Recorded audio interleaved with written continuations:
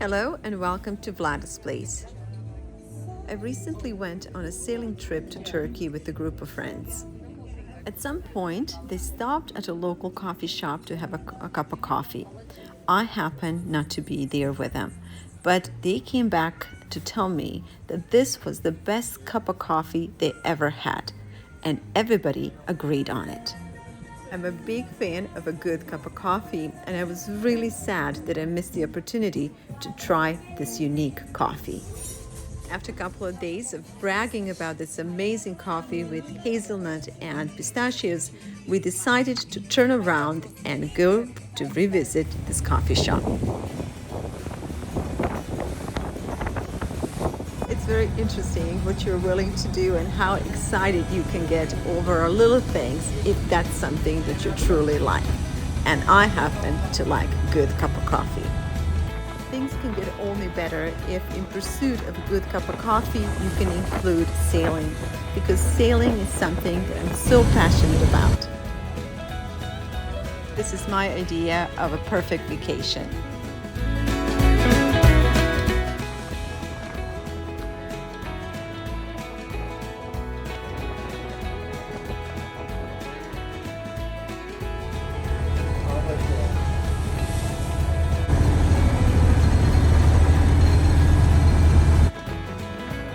I felt like a pirate in pursuit of a hidden treasure. This was so much fun. Finally, we were there, and once we arrived, I wanted to find out if they will allow me to film how this special coffee was made. So right from the beginning, it was obvious that there is a whole ceremony that precedes the coffee making. Everything about it was special, from these wooden trays to miniature cups and dishes to these itty-bitty cookies. They were taking their time to present the coffee properly. So when you come to Turkey, one thing that is inevitable is that you're gonna have a Turkish coffee.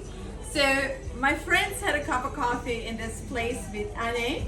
I was not there, and so we sailed away the next day, and the whole time we were sailing, we were talking about how wonderful this coffee was, that we decided to come back for me to try this particular cup of coffee.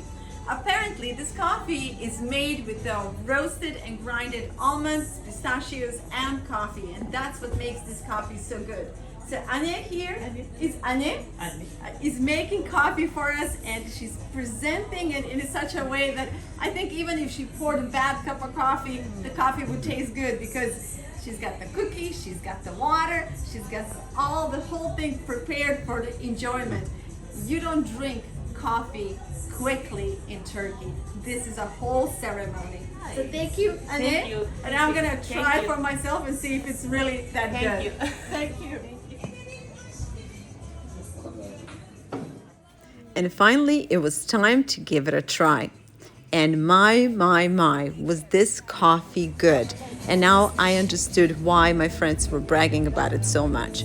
So I tried to absorb the memory of the flavor and the texture so that when I go back home, I can recreate the same cup of coffee. Like all good Turks, we made sure to sit and enjoy that cup of coffee. In fact, we stayed so long that Onur decided to serve us some of her homemade ravioli. This is a typical Turkish ravioli dish. And now, since we had a coffee and dinner, all that was left to do is to get a dessert. So on our way back to boat, we stopped by the local sweet shop where they sell all kinds of baklava. After taking just a bite of this baklava, you instantly become an addict. And so sure enough, we left the store with a box full of variety of different baklavas for tomorrow morning. This was a beautiful day and a night to remember, not just for the coffee, but for the company and the experience of spending time in a different town, immersing ourselves in a different food, flavors, and culture. After departing from Turkey and Istanbul, I was on my way to Serbia, to Belgrade, and to my hometown in Republic of Srpska. The whole time I was traveling, on the back of my mind, I was trying to figure out how to recreate that special cup of coffee. So as soon as I landed to my hometown, I headed towards farmers market, where I knew was a small coffee shop that daily roasted and grinded fresh coffee. And I was in luck. Owner of this small coffee shop does it all. She roasts, grinds, and serves customers too. It was so nice to see the shops like these are still surviving despite the big chains. This is a little shop right in my town, and this is where people come to get fresh coffee. She's checking if the coffee is roasted, so it's just about getting there. The whole market smells phenomenal, and I'm gonna wait for the next batch. So finally coffee came out, and for some reason I felt like a kid in a candy shop. I was genuinely happy. Just the sight of this made my day. I like coffee a lot, but what I love even more is the fact that small businesses like these are still surviving. High quality and a personal relationship with your customers matters a lot in this town. Small shops like these are vital and key to health of any society. They not only deliver a better product, but overall they create a better community. I was so impressed by this hardworking shop owner and taken by the fragrance of freshly roasted coffee that I bought 6 kilos of this fresh grind. With all the fruits and vegetables I bought at the farmer's market, this was the max that I could carry. Otherwise, I would have bought even more. I live half a world away from this little shop, so I wanted to make sure I was well stocked before I returned to Los Angeles. Traveling is one of the most wonderful things in the world, but coming home to Los Angeles and my little town of Temecula was simply good. And now that I'm home, I had a coffee to brew. Definitely an experiment, so I'm gonna try to figure out the secret of their hazelnut and pistachio creamy coffee. So I roasted hazelnut last night, and this morning I'm just peeling the outer shell. And the key to roasting hazelnut is to roast it to the point where you awake the flavor of hazelnut without burning it. And also you want to make sure that you have the well-dried nut. So this way it will blend better in a coffee. So anyway, I peel the outer shell because that will add bitterness to our coffee. So you want to avoid that.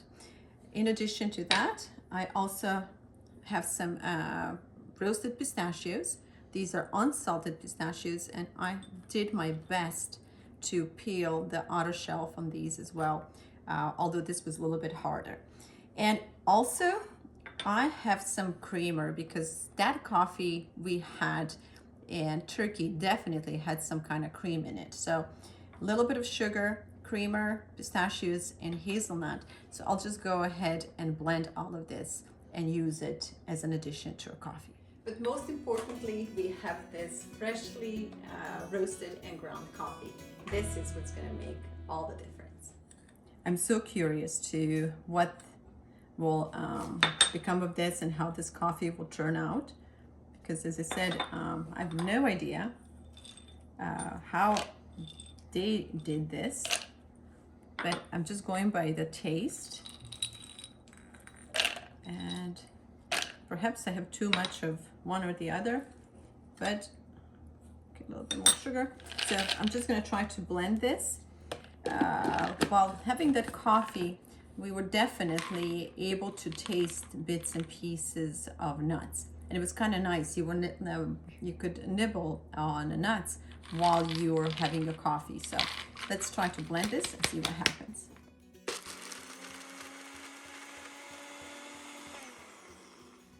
This actually looks really good. I was concerned that because of the nuts, and if the nuts was not dry enough, that this might just create a paste, but it didn't, so that's a good news.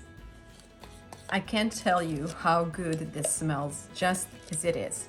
Just a smell of hazelnut and pistachios together. I mean, this alone could be a dessert in itself.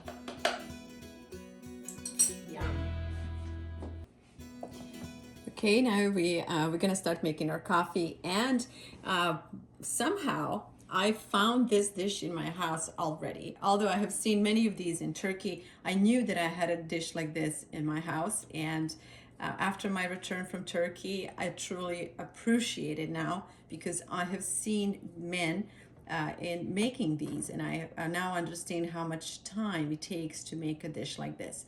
So from now on, I'll be making my Turkish coffee in an original Turkish dish. I actually can't resist. I gotta try this. I mean, how bad can it be? Cream, sugar, and nuts. Very good. You could just eat it like this. Okay, so we're gonna start with a high fire, and I have done a coffee video a while back explaining how to make Turkish coffee, or at least how my mom used to make it.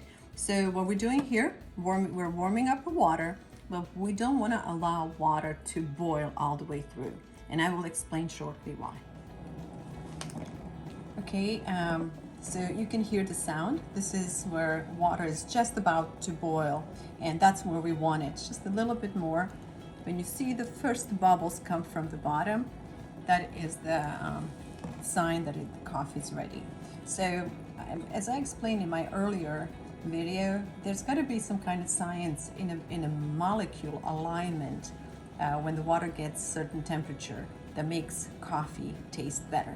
So for whatever reason, I'll just remember that my mom was very particular about that, saying, you know, don't wait till water boils because the coffee won't be good.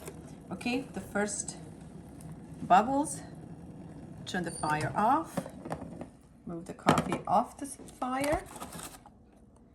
Oh, this coffee smells so good. I'm gonna make it strong. Then I'm gonna add a teaspoon of this. Okay, mix it gently, because when you mix it gently, you're gonna create this cream, or my mom used to call it kaymak, and that's what you want. That's a sign the coffee is good.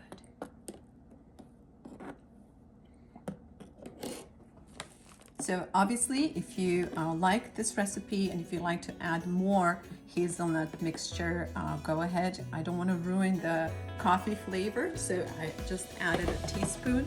And after trying this one, I'm going to see if perhaps next time we can do even more.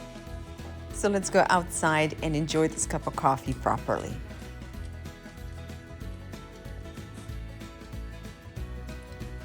It's Saturday morning, and the timing could not be more appropriate for a good cup of coffee. We're gonna make our own coffee and breakfast ceremony. All right, first goes kaymak.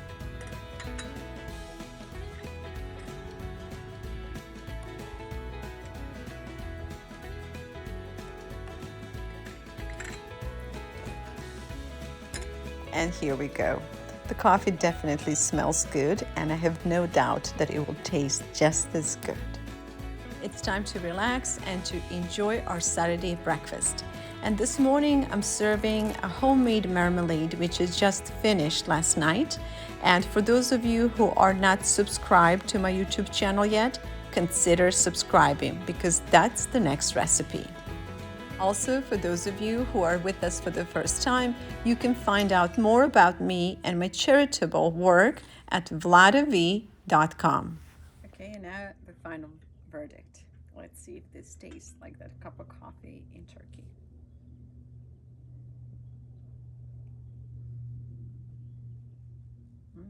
Very good. Very, very good. Making coffee like this definitely takes a little extra effort and time. But the point of doing this is to savor the moment and enjoy the things that you really like. I happen to like a good cup of coffee. And in addition to this was having coffee in Turkey was a very valuable lesson to me, because I observed how people take time and stop in their daily routine just to savor the moment and to socialize. That, above all, was probably the most important lesson. You could see people sitting in front of their shops in the middle of the town, just conversing and having a cup of coffee.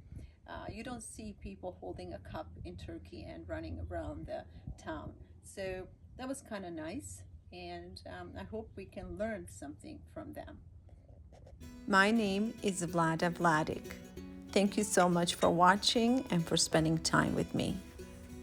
Until the next time and the next video, please take good care of yourself and those around you.